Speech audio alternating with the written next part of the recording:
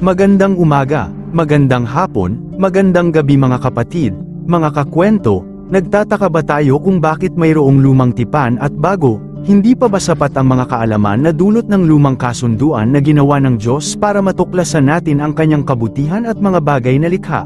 Sa video na ito ay malalaman natin kung bakit kailangan pa ang panibagong kasunduan o bagong tipan, at tatalakayin natin kung paano ba ito nag-umpisa, ano ba ang kahalagahan nito para sa sangkatauhan.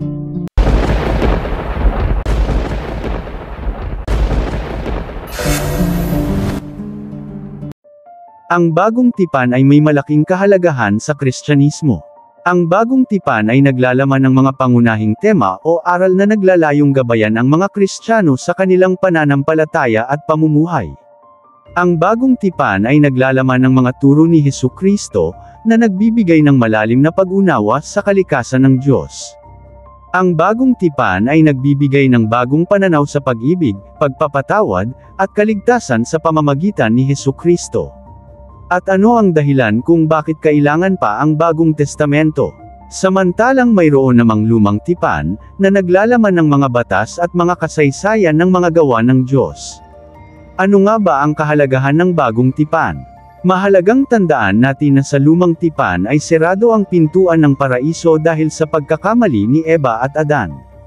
Gusto ng Diyos na ito ay buksan muli upang tayo ay makakauwi na makasama siya sa buhay na walang hanggan. Dahil kung ang kanyang paraiso ay hindi mabubuksan muli, wala tayong kaligtasan, at kung mamamatay ang isang tao, ang kanyang kaluluwa ay parang hayop na maliligaw at walang tiyak na pupuntahan.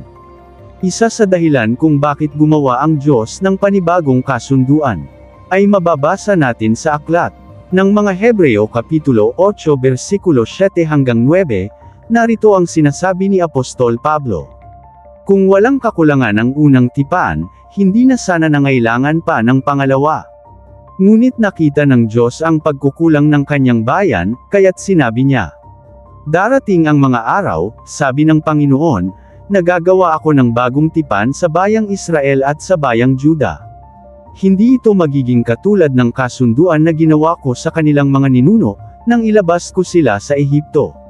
Sapagkat hindi sila naging tapat sa pakikipagtipan sa akin, kaya't sila'y aking pinabayaan." At ang plano ng Diyos para sa bagong tipan ay nagsisimula sa pamilya ni Zacarias at Elizabeth. Ipinanganak ni Elizabeth si Juan Bautista, na siyang naghahanda ng daan para kay Kristo na Mesiyas. Sa araw ng kanilang pagkikita, ay may nagaganap na isang malaking pangyayari, na halin tulad sa malaking negosasyon ng isang bagong bukas na gusali, na ayon sa nakasanayan. Ang nakatakdang pagbubukas ng bagong gawa na gusali ay magkakaroon ng pagputol ng ribbon, at dinaluhan ng mga importanteng bisita, at mga kilalang tao mula sa iba't ibang lugar, upang ipagpaalam sa lahat na mula sa araw na iyon ay magbubukas ang panibagong aktibidad. Ganito ang pangyayari na naganap sa araw na itinakda ng Diyos ang kanyang pagsisimula ng panibagong kasunduan, sa pamamagitan ng isang binyagan, o ang pagbibinyag ni Juan Bautista sa Panginoong Hesus, na dinaluhan ng maraming tao sa buong Jerusalem. Makikita natin ang kahalagahan ng okasyon dahil kailanman ay doon lang natin nasaksihan ang pagkakabuklod ng Ama na Diyos, at ang presensya ng Anak at Espiritu Santo. Dito natin malalaman kung gaano kamahalaga sa Diyos ang bagong tipan, at sa araw na yun ay makikita natin na ang tatlong persona, ang propeta, at ang mga makasalanan, ay nagkakaisa upang maging matagumpay ang plano ng Diyos sa sangkatauhan sa pamamagitan ng panibagong kasunduan.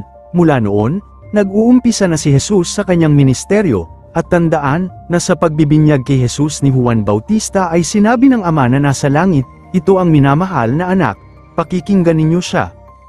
Isang gabi nagpakita kay Jesus si Moses at Propeta Elias, at dito nalalaman natin na si Moses ay nagsisimbolo ng mga batas ng Diyos, at si Propeta Elias ay nagsisimbolo ng mga propesya, at sa gabing yun, ay natupad ang sinabi ng Ama na Diyos na si Kristo na kanyang anak ang pakikinggan, dahil ibinigay na ni Moses at ni Propeta Elias kay Kristo ang kanilang pagiging isang simbolo sa batas at sa mga propesya, at mula noon ang lahat ng bagong mga batas at propesya ay dapat magsisimula na kay Kristo.